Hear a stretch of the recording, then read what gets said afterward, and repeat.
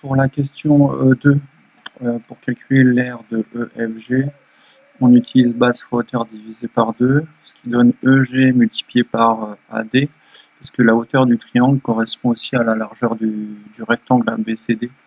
Et on divise par 2 toujours pour les aires de triangle. Donc on trouve 6 qui correspond à EG, auquel on a enlevé cette partie-là à gauche DE qui mesure 2 et à droite GC qui mesure 2 aussi. Donc en gros il restera 2 cm. EG mesure 2. Et on divise par 2, ce qui fait 1. L'aire sera de 1 cm².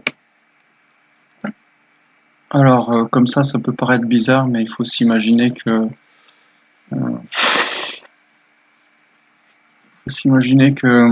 donc E se situe beaucoup plus à droite et c'est réparti en tiers, donc c'est cohérent. C'est bon.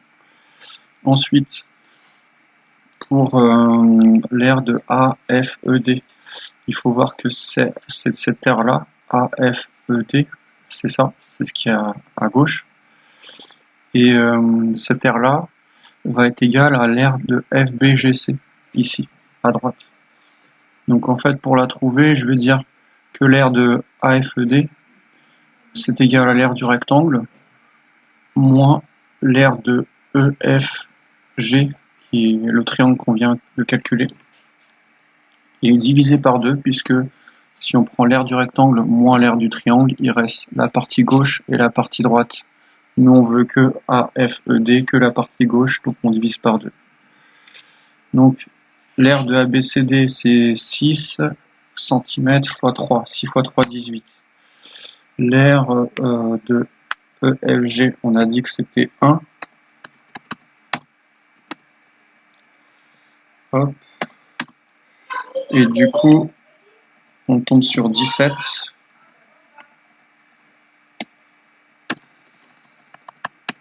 17 divisé par 2. Et puis, on tombe sur 8,5 cm². Hop. 8,5 cm², c'est aussi égal à l'aire de FBCG qui est demandé juste après.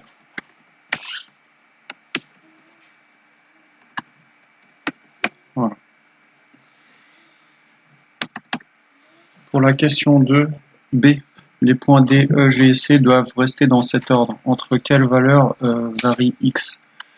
Donc X peut varier entre 0 et 3 parce que E doit se situer au maximum là où se place mon curseur de souris.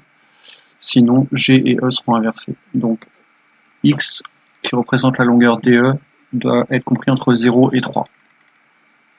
Voilà. Ensuite, il faut calculer en fonction de X les aires de F, E, G, donc base fois hauteur divisé par 2. Donc c'est EG fois AD divisé par 2. Je vais mettre des parenthèses, mais elles sont facultatives. EG fois AD divisé par 2.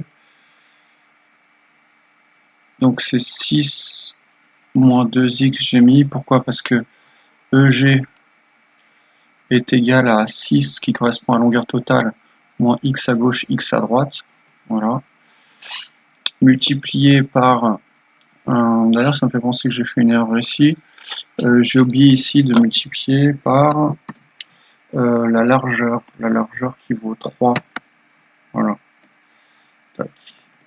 Donc ici, on corrige, c'est pas ça, c'est 2 fois 3, donc 6 divisé par 2, ce qui fait 3 cm². Du coup, on corrige partout les conséquences. Ici, c'est 3. Du coup, ici, c'est 15. Du coup, ici, c'est 7,5. Ensuite, donc je reprends là où j'en étais. Ici, on doit multiplier par 3. Voilà. et on trouve 6 moins 2x fois 3 divisé par 2, bah, faites-le à la calculatrice, parce que là, ça se fait de tête, mais bon, c'est gênant.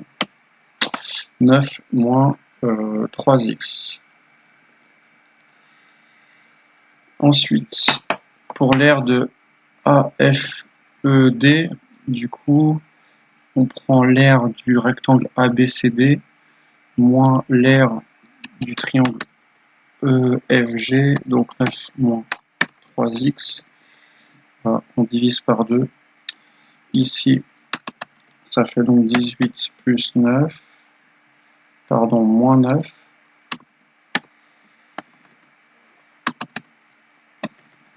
À la place du 3x, ça devient du moins 3x, ligne d'en dessous, on devient plus 3x parce qu'il y avait un signe moins à gauche de la parenthèse. Donc, à la fin, 18 moins 9, ça fait 9, plus 3x divisé par 2, ce qui fait 4,5. Et à droite, ça fait 1,5. Et ça, c'est aussi l'aire de FBCG. Donc pour la question D, utilisez la première partie du problème pour déterminer graphiquement pour quelle valeur de x le rectangle est partagé en 3 parties égales. Alors, il doit y avoir un lien entre cette partie-là et la partie du problème en haut. On a fait tout au départ. Donc regardez, là on retrouve 1,5x plus 4,5x dans la question 1. Cette partie-là, là, et moins 3x plus 9. Tac, tac, tac. Donc là, le moins 3x plus 9, on le retrouve. Ce qui veut dire que ça correspond à la fonction g de x.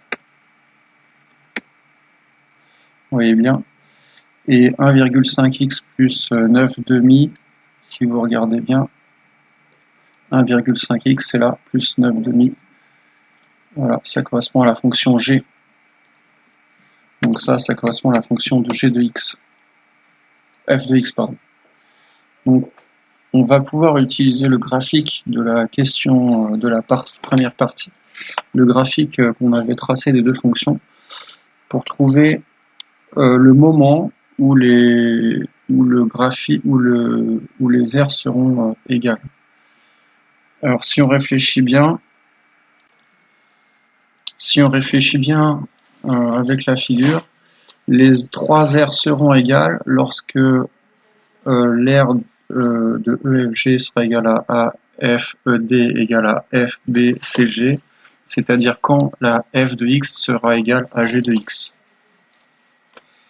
Donc les 3 aires, on écrit en rouge, les 3 aires seront égales lorsque f de x sera égal à g de x. Et ça,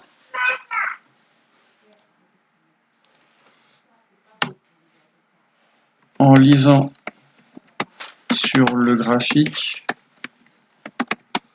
les coordonnées du point d'intersection des deux droites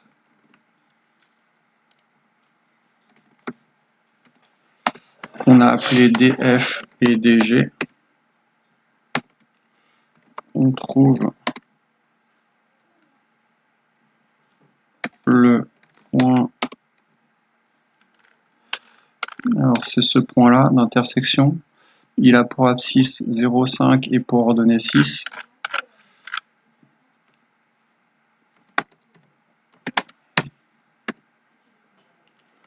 Ce qui signifie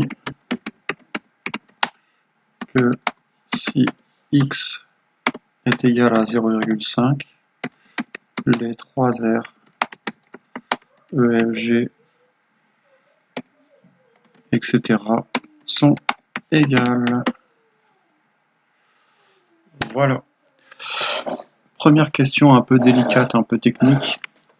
Vous cherchez un problème qui n'a rien à voir avec une construction de fonction juste au-dessus, et il y a une question qui relie les deux, et il faut savoir repérer à quel moment du coup les points, les aires sont égales. Et ici, pour repérer le moment où les aires sont égales, on rappelle que f de x désigne l'aire de fg, g de x désigne l'aire des trapèzes. Pour qu'elles soient égales, ça veut dire que l'ordonnée doit être égale. F de x doit être égal à g de x, ça correspond graphiquement à ce point-là que je dessine par mon curseur jaune. Et du coup, on lit graphiquement l'endroit où ça se croise. Vérifier le résultat par le calcul. Alors ça fait appel au chapitre suivant qu'on va voir. Je vais vous faire les résolutions, mais je passerai pas de temps pour expliquer parce que ça sera vu dans le chapitre des équations. Et ça fera un petit préambule.